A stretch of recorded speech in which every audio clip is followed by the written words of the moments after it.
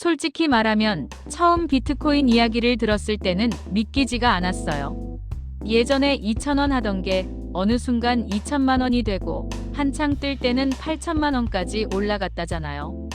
아니, 동전 하나 같은 게 어떻게 그렇게 비싸질 수 있지? 이런 생각이 먼저 들더라고요. 누군가는 비트코인으로 결제하겠다고 하는데 막상 가게에서는 우리는 비트코인 안 받아요라고 거절하기도 하고, 또 누군가는 용산에 가서 컴퓨터에 그래픽 카드를 잔뜩 꽂아놓고 돈을 번다. 그러고 솔직히 처음엔 무슨 외계 이야기 듣는 느낌이었습니다. 그래서 더 궁금해졌어요. 도대체 비트코인이 뭐길래 이렇게 세상을 뒤흔드는 걸까? 어떤 사람은 도박 같다고 하고, 어떤 사람은 미래의 화폐라고 하고, 또 어떤 사람은 금보다 더 안전한 자산이라고 말합니다. 이런 말들이 뒤섞이다 보니까 오히려 더 혼란스러워졌죠. 가장 먼저 이해해야 할 게 바로 전자화폐라는 개념입니다. 말 그대로 디지털 형태로 존재하는 돈입니다. 지갑에 넣고 다니는 현금이 아니라 스마트폰이나 컴퓨터 안에 저장되는 돈이죠.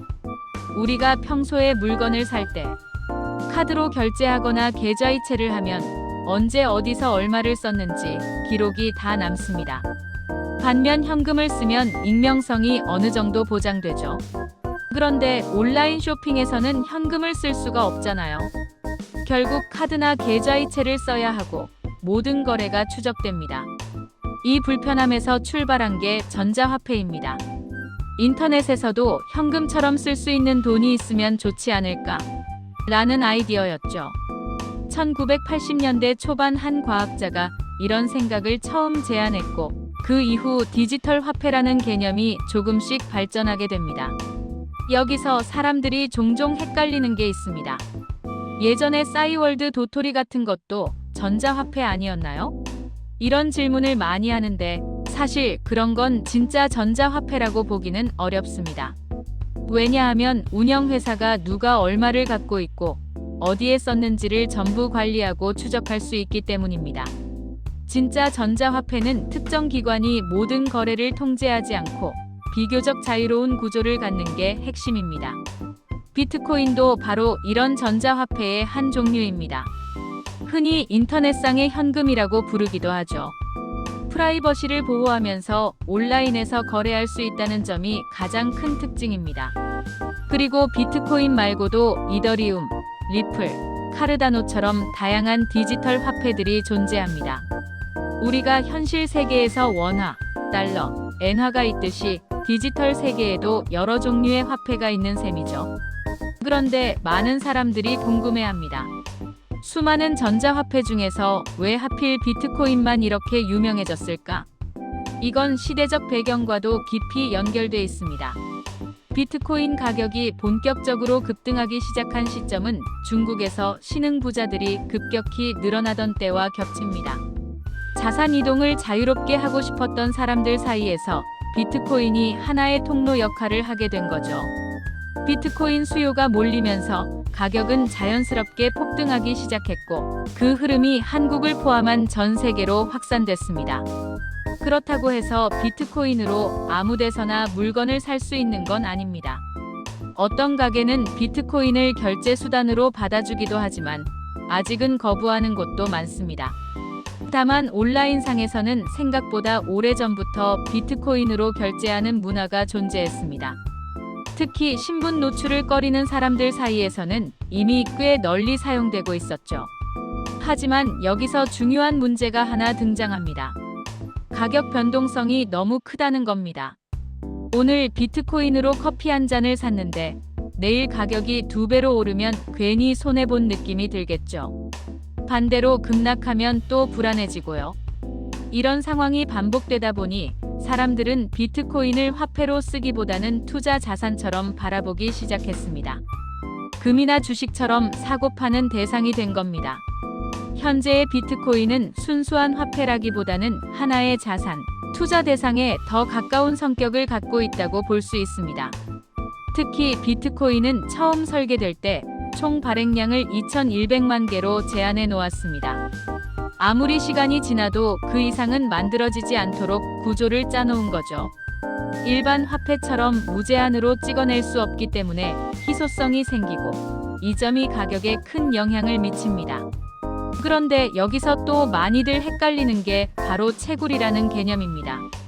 비트코인을 캐면 계속 새로 만들어지는 거 아니야? 라고 생각하는 분들도 많은데 실제로는 조금 다릅니다. 이걸 이해하려면 블록체인이라는 기술을 알아야 합니다. 디지털 화폐는 복사가 너무 쉽다는 치명적인 약점을 갖고 있습니다. 파일 하나를 복사하면 원본이랑 똑같이 만들어지잖아요. 만약 돈이 마음대로 복사된다면 그건 화폐로서 기능할 수 없겠죠. 그래서 디지털 화폐에서는 위조와 중복 사용을 막는 시스템이 필수입니다. 초기 전자화폐 시스템에서는 은행이 이 역할을 담당했습니다. 은행이 거래 기록을 관리하고 문제가 있는 화폐를 블랙리스트로 관리하는 방식이었죠. 우리가 카드 결제할 때 승인 과정이 있는 것과 비슷합니다. 그런데 2008년 세계 금융위기가 터지면서 상황이 달라집니다. 대형 금융기관들이 무너지면서 사람들은 은행과 금융 시스템 자체에 대한 불신을 갖게 됩니다. 이때 등장한 인물이 사토시 나카모토라는 익명의 개발자입니다.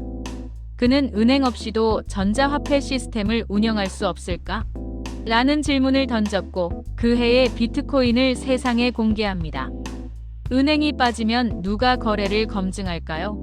바로 참여자 모두가 함께 검증하는 구조가 만들어집니다. 이것이 블록체인입니다. 마치 반 전체 학생들이 서로 감시하면서 규칙을 지키는 구조와 비슷합니다. 한 사람이 모든 권한을 쥐는 게 아니라 다수가 기록을 공유하고 검증하는 방식이죠. 비트코인 프로그램을 설치하면 전자지갑과 함께 블록체인 프로그램이 자동으로 작동합니다. 이 프로그램은 24시간 네트워크를 감시하면서 거래 기록을 검증하고 저장합니다. 모든 참여자의 컴퓨터가 동시에 장부를 들고 있는 셈입니다. 하지만 이런 작업은 컴퓨터 자원을 많이 사용합니다. 그래서 시스템 유지에 참여하는 사람들에게 보상이 주어지는데 이것이 바로 채굴입니다. 일정 시간마다 가장 정확하게 검증 작업을 수행한 컴퓨터에게 비트코인이 보상으로 지급됩니다. 예전에는 한 번에 50개씩 보상이 주어지기도 했습니다. 비트코인 가격이 최고점을 찍었을 때 기준으로 계산하면 엄청난 금액이었죠. 이 때문에 사람들은 더 빠르고 강력한 컴퓨터를 만들기 위해 그래픽 카드를 대량으로 사들이기 시작했고 한때 용산에서 그래픽 카드 품절 사태가 벌어지기도 했습니다. 전기 사용량도 엄청나게 늘어나서 몰래 채굴기를 돌리다 적발되는 사례도 실제로 뉴스에 나오기도 했습니다. 하지만 지금은 상황이 많이 달라졌습니다. 대규모 전문 채굴업체들이 이미 시장을 장악했고 개인이 새로 뛰어들기에는 비용 대비 효율이 거의 나오지 않는 구조가 됐습니다. 말 그대로 레드오션이 된 셈이죠. 그럼에도 불구하고 많은 사람들이 여전히 비트코인을 주목하는 이유는 있습니다. 특정 국가나 정부의 통제를 받지 않는 탈중앙 구조라는 점, 그리고 전쟁이나 금융 불안 같은 위기 상황에서 하나의 대안 자산으로 인식되기 시작했다는 점입니다. 금이 전통적인 안전자산이라면 비트코인은 디지털 시대의 새로운 안전자산으로 여겨지기도 합니다. 물론 위험도 존재합니다. 어느 순간 시장 분위기가 바뀌거나 규제가 강화되면 가격이 크게 흔들릴 수도 있습니다. 그래서 비트코인은 여전히 고위험 자산이라는 평가도 받습니다. 다만 과거처럼 무분별한 사기나 정보 부족으로 인한 혼란은 점점 줄어들고 있고 점차 하나의 투자 자산군으로 자리 잡아가는 모습입니다. 결국 비트코인은 단순한 유행이나 투기 대상이 아니라 기술과 금융, 인간의 욕망이 복합적으로 얽힌 새로운 실험이라고 볼 수 있습니다.